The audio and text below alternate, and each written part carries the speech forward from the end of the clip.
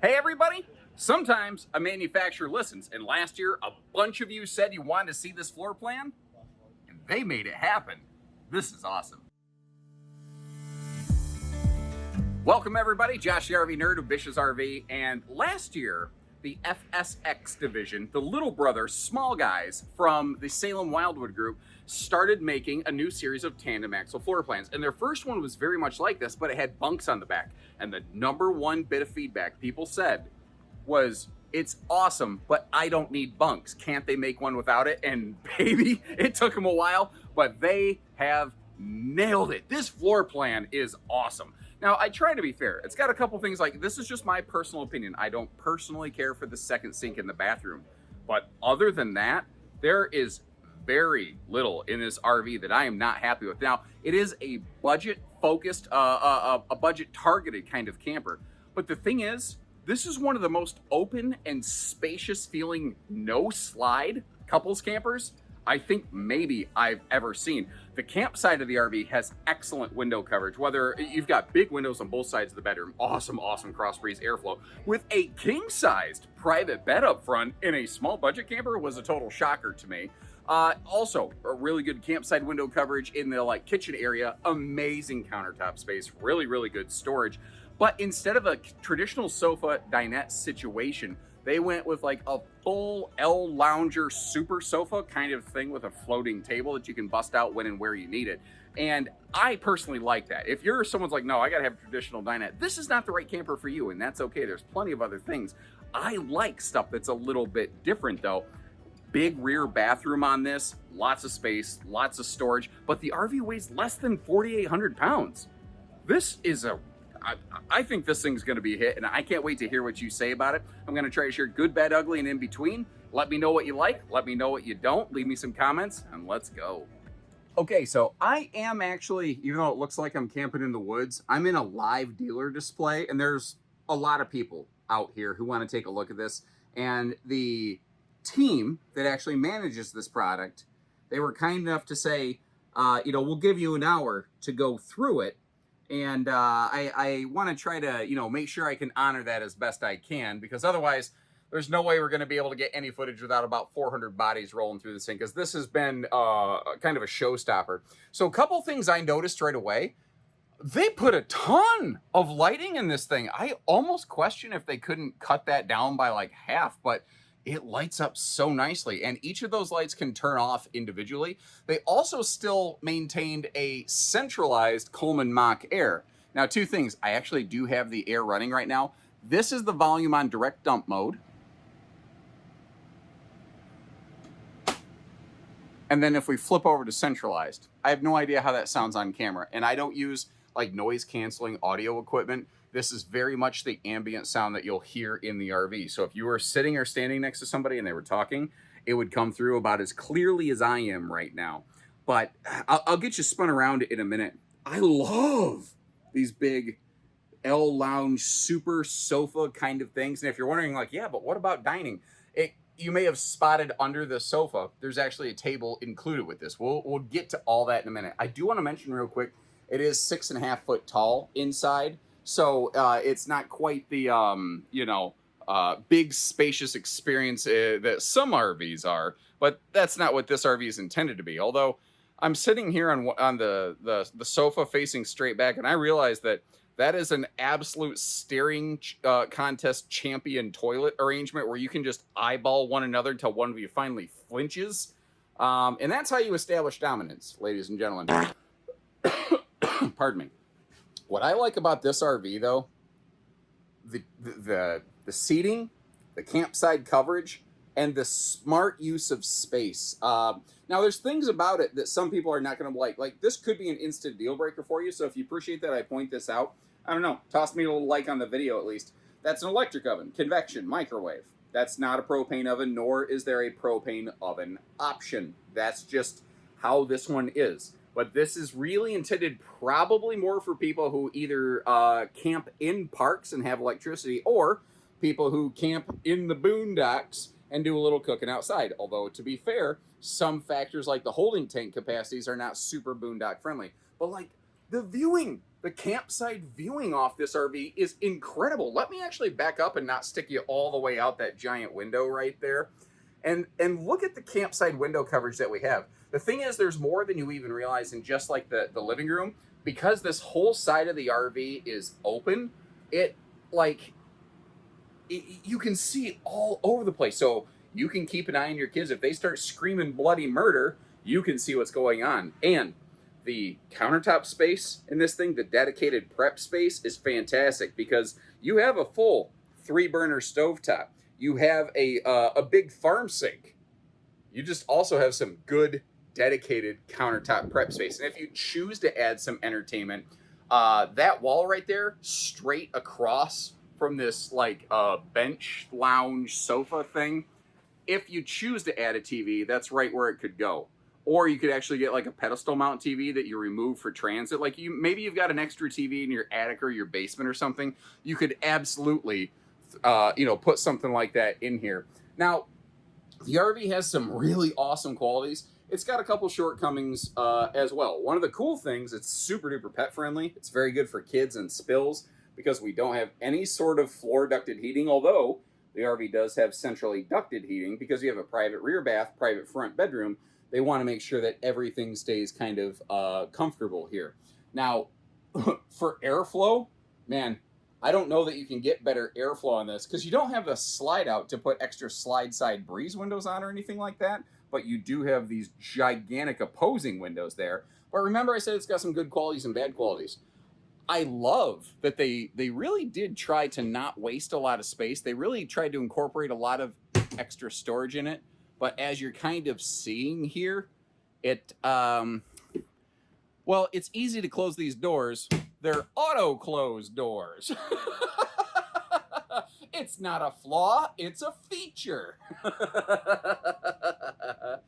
The good news is that's really only kind of happening in the overhead cabinets there. Because as we start getting over to here, you see that this thing has some crazy, crazy good storage going on. I really like what they managed to accomplish in the kitchen. You've actually got, effectively, like dual pantries. You've got a pantry on both the camp side and the poop side of the RV. One next to the stove, one next to the refrigerator.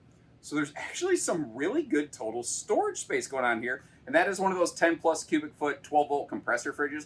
I'm actually really happy that they moved away from that door that opens both directions. Rarely in any floor plan did it ever accomplish anything. And some of those were known for falling off the hinges if you tried to open both sides at once and falling on people's floors or damaging their RV flooring or smashing their toes or something like that. So not having that really doesn't bother me. Now, I try to be fair. I try to share good with bad.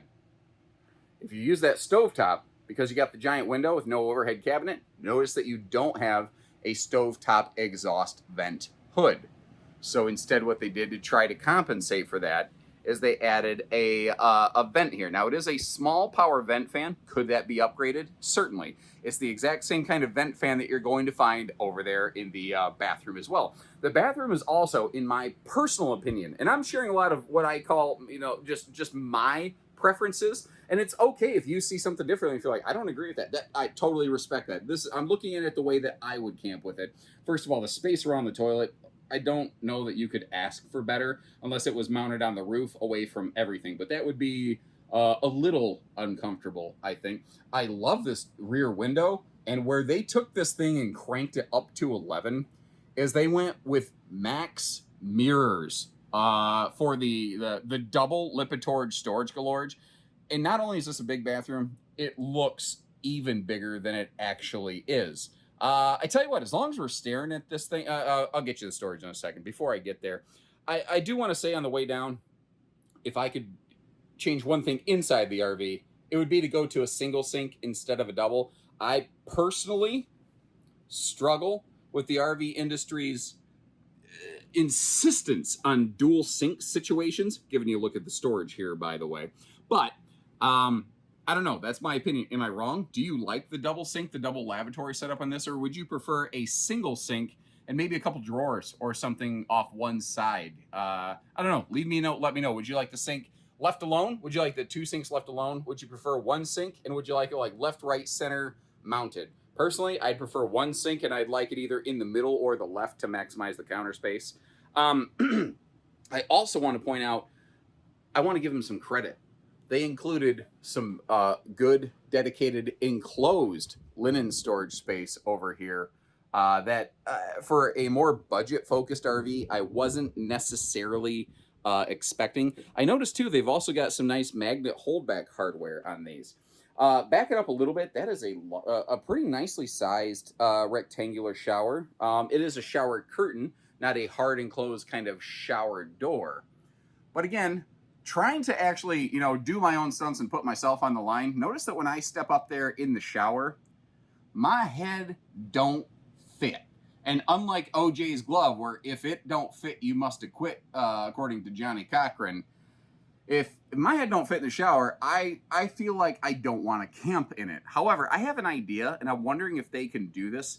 So our power vent fan, which is also basically a skylight, I wonder if they could actually put that right above the shower. Let me ask you, do you think that would work?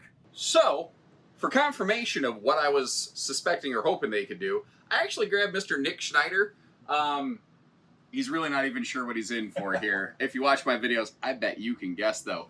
So, Nick, you can fit in that shower. I can. But if I join you up here, notice that I can't stand in this shower. True. So, Mr. Nick, is it at all possible we could just move that power vent fan just above the shower over there? It's a great move. We'll do it. You're going to do it. We're going to do it. We're going to do it. We're going to do it. I don't think Nick expected to be in the shower with another man. Surprise! So, he's obviously, he's even more ginger than I am. And I will tell you, he was blushing hard when we cut the camera. So, everybody tell Mr. Nick, thanks for playing along, if nothing else. And I appreciate his willingness to listen to feedback. This floor plan exists because when the 266 bunkhouse version of this came out last year, Nick was reading the comments, and Nick's the guy that develops this brand. And you folks said, can we get one without bunks? And he said, yeah, you want it?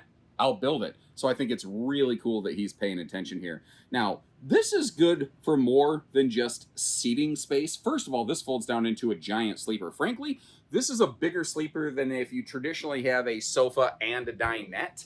And you've got that floating table. You can use inside, outside, upside down. There's storage below the bench that basically goes up against the bedroom wall. Did you notice there's also a bit of an Octopus Fight Club coat hanger gallery under that overhead cabinet against that bedroom wall? And some really smart power outlet location in this RV. Like there's a couple, at least one set over by the sofa. There's a couple over here where you have open counter space for appliances, just done really well. But this bedroom totally took me by surprise. Going with these giant windows here up on both sides of this bedroom. They didn't do it on just one side. They gave us the big windows on both sides to really maximize the viewing and airflow, In case you're curious, you do have some TV hookups up in that corner. And I do want to point out once again, lots of lighting and centralized air. Now, what's really cool about this, a lot of times budget-focused campers, they have a short queen bed. It's 60 inches wide. It's 74 inches long. This sucker is 6 inches longer and wider than most anything else in this class. This is what's called an Olympic queen. It's 66 inches wide. It's 80 inches long. Now, I'm finding that some folks are still kind of learning about Olympic queen beds. I really only have myself the last couple of years, but it is a standardized, recognized residential size. And although it's less commonly used, you can actually get things like replacement mattress, replacement bedding. You can get comfort in this thing. Now, you don't have USB plugs up here, but you do have households on both sides. And it is a nice, if you're claustrophobic, that hanging closet doesn't come all the way down where it really blocks you in. So where it says king size on that sticker, ignore that for just a second. Getting the mattress out of the way right about now, showing you the storage that's down there, it is, in theory, gas strutted and easy lift. I noticed those struts didn't want to hold the bed up. I grabbed Mr. Nick once again, figuratively speaking, not literally. And I asked him, hey, Nick, how much more on the invoice to get struts that actually hold the bed up? He says, nothing. I'll get that fixed. So once again, I appreciate that he's willing to pay attention and listen. Now, I don't love that the overhead cabinet doors here in the bedroom flop down without struts, but in this class, in this price point for these dollars, usually you're lucky to get even a shelf up there. At least they fully enclosed it. So I want to really give credit where it's due. Now, when we take another look at the weights and measures here on this one, again, the towability factors are awesome. It's tip to tail, tongue to bumper. Let's just call it 28 feet, but like 27 feet, 11 inches, but 28 feet. And the empty weight and even the gross vehicle weight, this thing fits very nicely within almost any half tons capacities. You can see how they've gone to that cool retro metal. A couple things happened when they did that. The metal looks, I think, arguably neater, but if you notice, it looks like it has kind of a matte finish paint. That's because that's what's called tough coat. Basically, the whole camper's got an anti-scratch coating on it. So like we're backed up to some trees over here. If you have to go past some trees with some low-hanging branches, you're not going to leave scuff marks as easily down the side of your RV, which is obviously very nice. There's some interesting kind of quirks to this camper, though.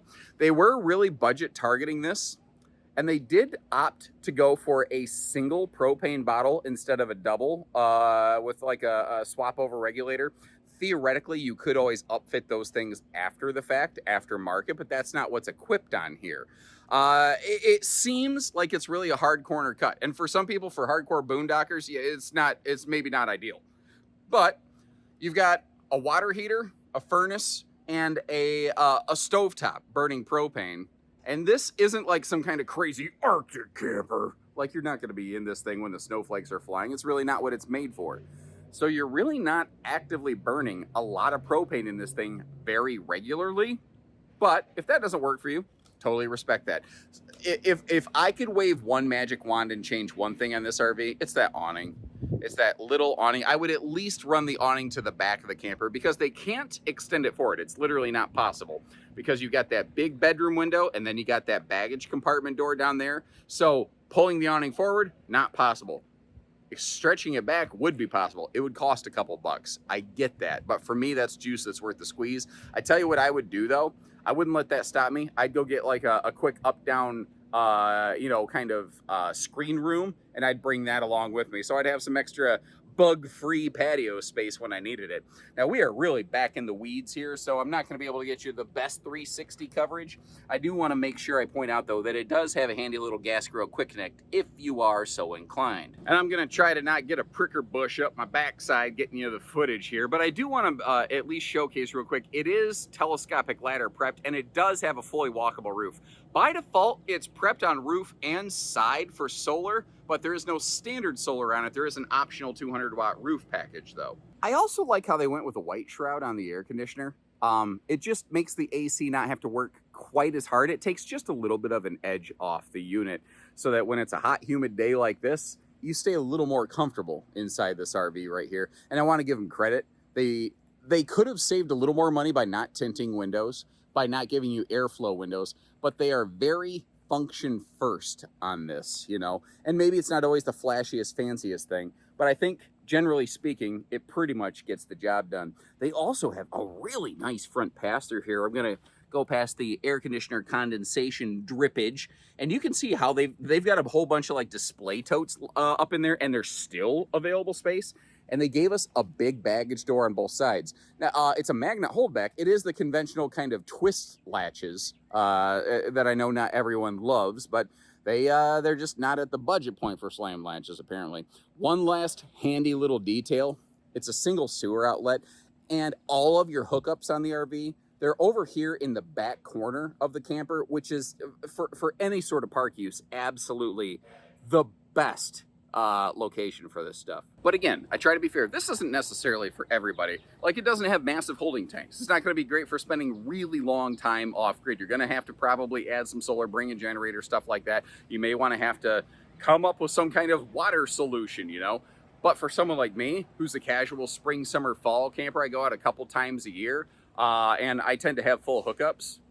For my purposes, this thing is absolutely awesome. But that's why I cover so many different RVs and all these different videos, I've yet to find the one that works for everybody, you know? Now again, a couple quick housekeeping notes before we wrap up here. This is the Salem FSX. Wildwood FSX, exactly the same thing. You can peel the stickers and replace them, and it's the exact same camper made by the same people in the same place.